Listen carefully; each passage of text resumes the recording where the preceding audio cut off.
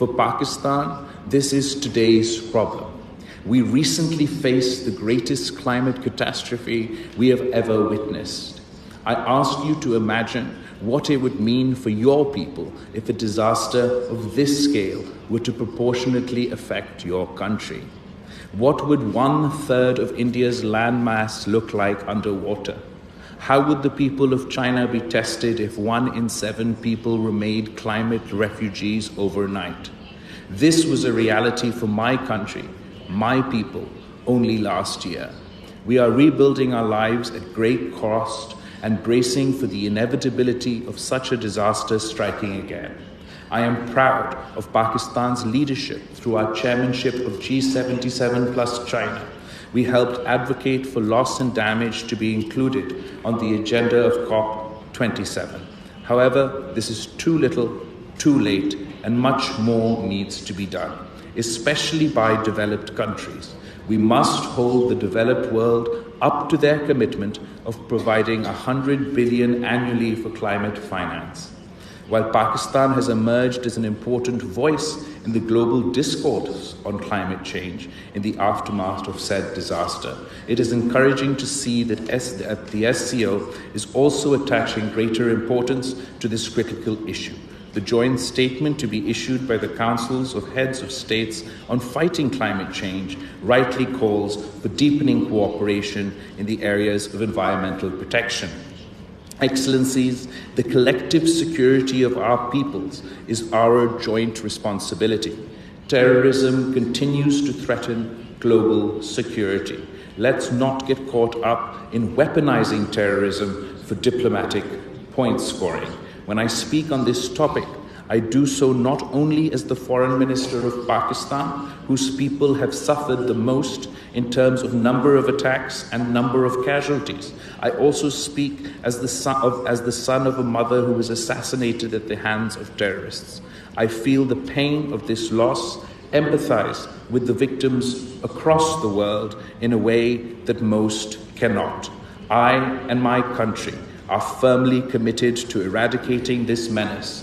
This requires not only a comprehensive approach, but also a collective approach. It demands we address the root causes as well as the threats posed by specific groups. It requires that we let this challenge unite us to fight it rather than divide us to become its victims. Our success requires us to isolate this issue from geopolitical partisanship. Practical, pragmatic solutions exist for us to put an end to this chapter once and for all. We must stop conflating non-state actors with state actors, condemn all forms of terrorism, including state-sponsored terrorism. Given that many SCO members confront the menace of terrorism, often from the same terrorist groups, SCO RATS needs to be further strengthened to effectively address the growing threats to peace and security in the SCO space. Excellencies, the situation in Afghanistan has added new complications for global security. We continue to call for the international community to meaningfully engage with the Afghan interim government.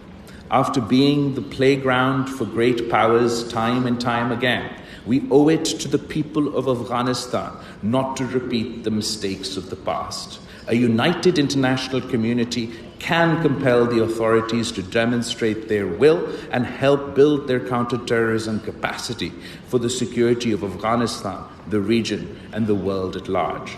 I feel compelled to raise the alarm that terrorist groups within Afghanistan are cooperating amongst themselves more than we are as the international community. As the country that will be the first but not the last to suffer the consequences, Pakistan calls on the international community to work towards addressing these security concerns so we can unlock the true potential not only of Afghanistan but the region as a whole. A peaceful, stable Afghanistan is key not only to regional integration, economic cooperation, but for global peace and stability. We believe the SCO Afghanistan Contact Group can play a role in coordinating practical cooperation with Afghanistan. Excellencies, the SCO was established to ensure security across Eurasia. The organization stands for strict observance of the UN principles of sovereignty, territorial integrity, and the people's right to self-determination. For its part, Pakistan remains committed to multilateralism and continues to play a leading role at all international forums, including the United Nations, for forging friendly relations among nations and supporting the peaceful settlement of long-standing international disputes. I want to make special mention of the commendable role China has recently played in bridging differences between Saudi Arabia and Iran, two countries that are also associated with the SCO. When great powers play the role of peacemaker, we can unlock the potential of peace while paving the way for greater cooperation, regional integration, and economic opportunities for our peoples. We must ensure respect for the universally recognized principles within the SCO. Unilateral and illegal measures by states in violation of international law and Security Council resolutions runs counter to the SCO objectives. We need to be unambiguous in keeping our commitments and charting out a new future for our people, one that is not based on conflict preservation but on conflict resolution. We must also resolutely resist the temptation to stoke prejudice and discrimination to derive our identity. It is imperative that willful provocations and incitement to hate, especially on religious grounds, are roundly condemned.